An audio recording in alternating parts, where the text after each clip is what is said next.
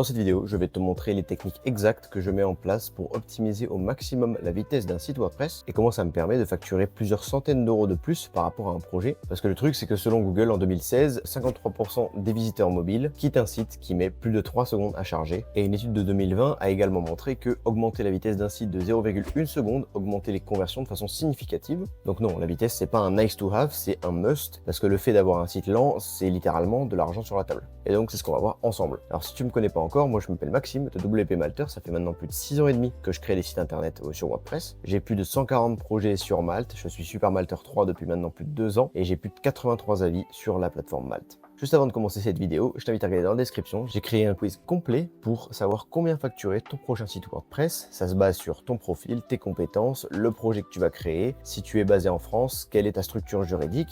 Et en gros, à la fin, je te donne une fourchette très précise par rapport à comment facturer ton prochain site. Je t'invite à regarder tout ça dans la description, c'est totalement gratuit. Ok, on commence par la première chose et probablement une des plus importantes, c'est ton hébergement, tout simplement. Si tu as un serveur qui est mutualisé et que tu as 500 sites ultra complexes, ultra gros sur ce même serveur, bah forcément, tu pars déjà avec un boulet au pied. Ça va être beaucoup plus lent, de base, c'est normal. Le premier indicateur à regarder, ça va être le TTFB, le Time to First Byte. C'est en gros le temps que met le serveur pour répondre à la première requête.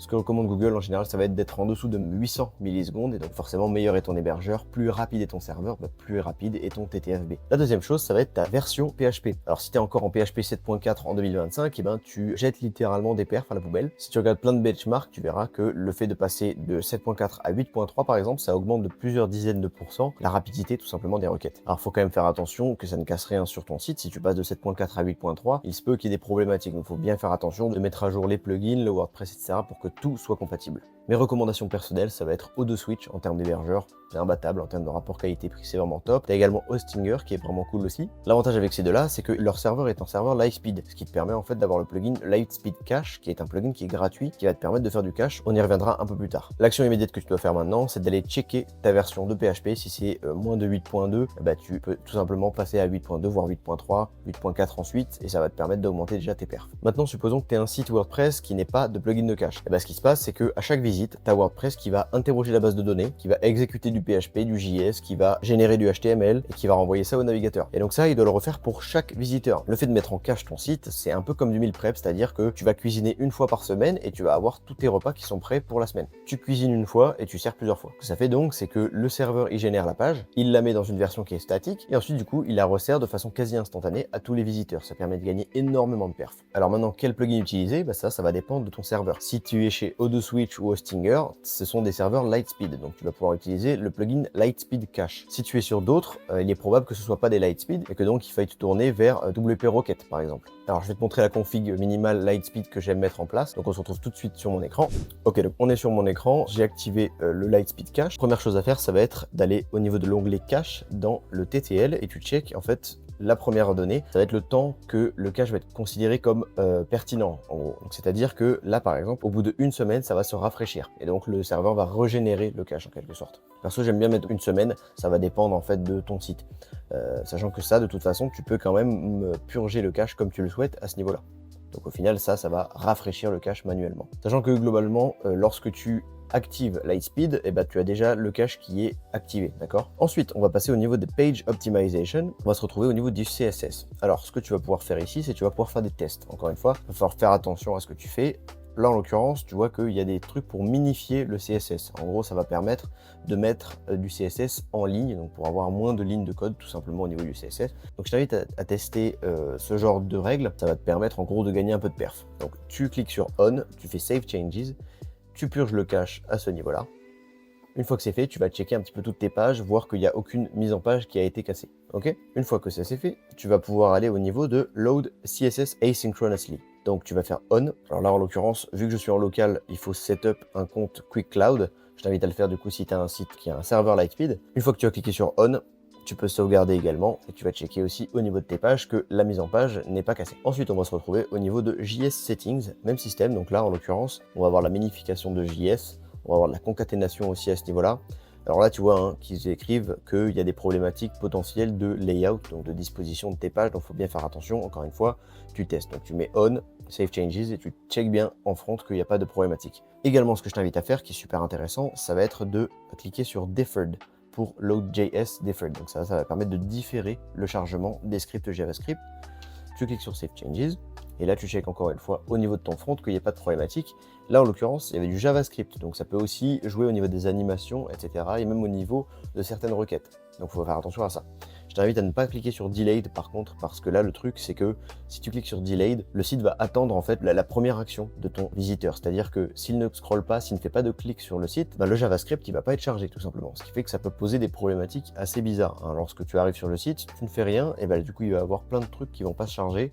Ça peut être un peu étrange, surtout si tu as des animations d'entrée par exemple. Donc je t'invite à cliquer sur Deferred uniquement. Ensuite, tu vas aller dans l'onglet Media Settings et là tu vas tout simplement cliquer sur On pour lazy loader les images. Lazy loader les images, c'est tout simplement que lorsque tu arrives sur une page, si l'image n'est pas visible dans ton navigateur, tout simplement elle va pas être chargée. C'est-à-dire qu'il ne va pas charger toute la page au niveau des images, il va charger que lorsque c'est nécessaire. Et donc ça fait gagner un temps considérable. Ensuite, ce que je t'invite à faire, c'est de mettre en place un CDN. Donc je t'invite à mettre en place Cloudflare en l'occurrence, parce qu'ils ont un plan qui est gratuit et qui est assez efficace au final. Donc ça c'est pertinent, surtout si par exemple tu as un marché anglophone. Supposons que tu aies un hébergement qui est en France, donc chez O2Switch par exemple, et que tu aies un visiteur qui est en Australie. Sans CDN, tout simplement, le visiteur, son navigateur va rechercher les fichiers, mais en France. Donc ça va prendre beaucoup plus de temps que si tu avais un CDN, parce que le fait d'avoir un CDN, tu auras tout simplement un serveur en Australie qui aura copié tous les fichiers de ton site, de ton hébergement, et qui du coup va lui balancer beaucoup plus vite. Donc je te ferai une vidéo vraiment détaillée pour comment du coup mettre en place, comment configurer un compte Cloudflare et comment configurer le CDN sur ton site directement. On va pas le faire dans cette vidéo c'est vraiment pour t'expliquer en fait toutes les bases qui vont te permettre d'obtenir le maximum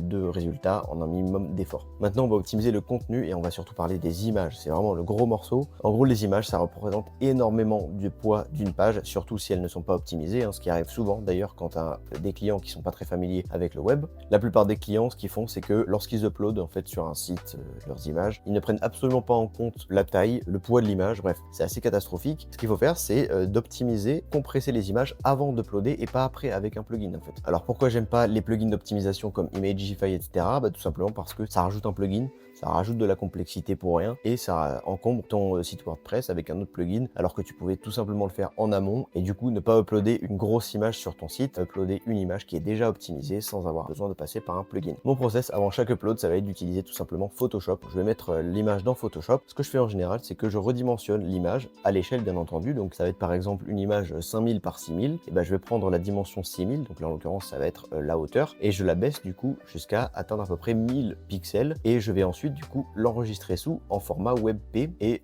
du coup pour garder un maximum de qualité quand même, je vais mettre 100% de qualité et je vais bien checker à ce que lorsque j'ai enregistré l'image, je vais avoir le maximum de qualité possible sans avoir plus de 250 kilooctets. Le moins, le mieux bien sûr, mais voilà, je ne dépasse jamais 250 kilooctets pour une image. Pour passer en WebP, tu peux aussi utiliser le logiciel qui s'appelle WebP Converter, qui est vraiment top et qui a une version gratuite où en fait tu peux tout simplement convertir 10 images à la fois pour la version gratuite. Maintenant pour mes clients, ce que je fais, c'est que je fais systématiquement un loom pour leur montrer comment faire, parce que sinon, une fois que je livre le site, dans 2 semaines, tu peux être certain qu'ils vont uploader des images parce qu'ils sont tout simplement pas familiers avec le fait d'optimiser ça, donc c'est normal. Il faut vraiment les former à fond là-dessus et bien leur expliquer que c'est ultra important parce que c'est ce qui va dicter leur perf. Ensuite, on va parler des Core Web Vitals et du JavaScript. Alors Google utilise en général 3 métriques spécifiques pour mesurer en fait la rapidité, on va dire, et l'expérience utilisateur. La première métrique, ça va être le LCP, donc le Largest Contentful Paint. C'est en gros le temps que met le plus gros élément de ta page à se charger. L'objectif, c'est d'avoir le moins possible. Donc lorsque tu fais un test avec PageSpeed Insights, l'objectif, c'est tout simplement d'avoir le moins de secondes possible. Ensuite, on va avoir le INP, c'est l'Interaction to Next Paint. Ça va être tout simplement la réactivité quand l'utilisateur interagit avec ta page. L'objectif, c'est de le mettre le moins possible encore une fois. Et ensuite, on va avoir le CLS, le Cumulative Layout Shift. En gros, est-ce que la mise en page bouge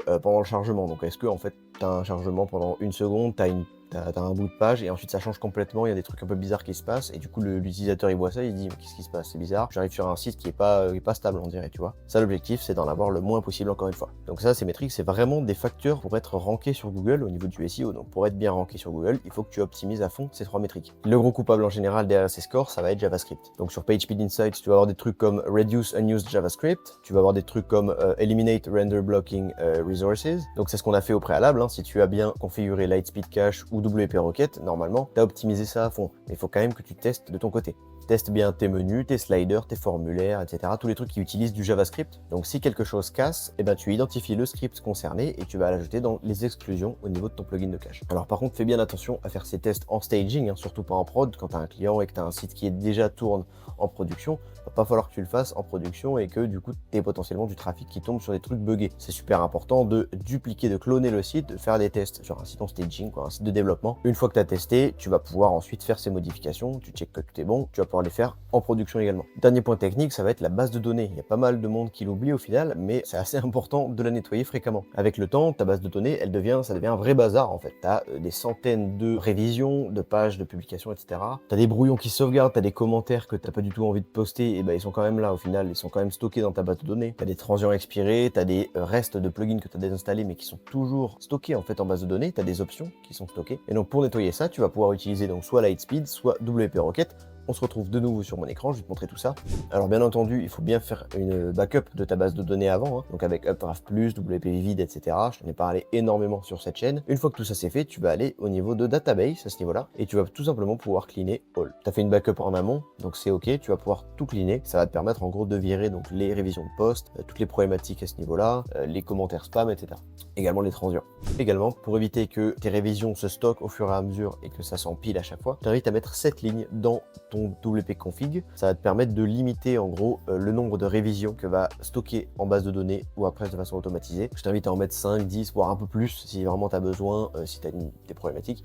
Et en général, ce que je fais moi, ce sont des backups de toute façon, donc j'ai pas besoin d'avoir des révisions, donc j'en mets pas beaucoup en général. Si tu veux pas te retaper cette vidéo à chaque fois que tu veux optimiser un site, je t'ai créé la checklist complète, tout simplement, la checklist gratuite de vitesse. Tu peux la checker dans la description, elle est gratuite. Tu as juste à l'appliquer de A à Z et tu auras un site qui est optimisé au niveau de la vitesse. Ok, maintenant tu maîtrises la technique, maintenant tu es freelance WordPress, donc tu as envie aussi de monétiser cette compétence. C'est une compétence qui est monétisable parce que tu vas permettre d'optimiser la rapidité des sites internet et donc le SEO et donc le chiffre d'affaires et donc aussi les conversions si tu as une boutique e-commerce par exemple. Donc ce sont des compétences qui valent potentiellement cher. Ce que tu peux faire en général, ça va être 3 niveaux. Donc tu vas avoir le niveau 1 par exemple qui va comprendre l'audit et les quick wins, c'est-à-dire tu fais un audit du site de ton client et tu fais également les quick wins. Donc là en gros ça va prendre quelques heures, donc tu vas auditer ce qui est optimisable sur le site, tu vas faire les optimisations et ça tu vas pouvoir le facturer quelques centaines d'euros. Ensuite tu vas avoir par exemple le niveau 2 qui va être vraiment une optimisation complète où là tu vas faire peut-être une migration en fait vers un serveur qui est plus optimisé, tu vas mettre en place Cloudflare, tu vas aussi faire donc tout ce qu'on a vu dans cette vidéo, tu vas fournir un rapport avant-après, tu vas fournir une vidéo Loom pour expliquer ce que tu as fait et pour montrer vraiment les modifications et tu vas pouvoir avoir un niveau 3 par exemple avec de la maintenance qui va être mensuelle. Tu vas mettre en place des tests réguliers, des clean-up de la base de données de façon régulière,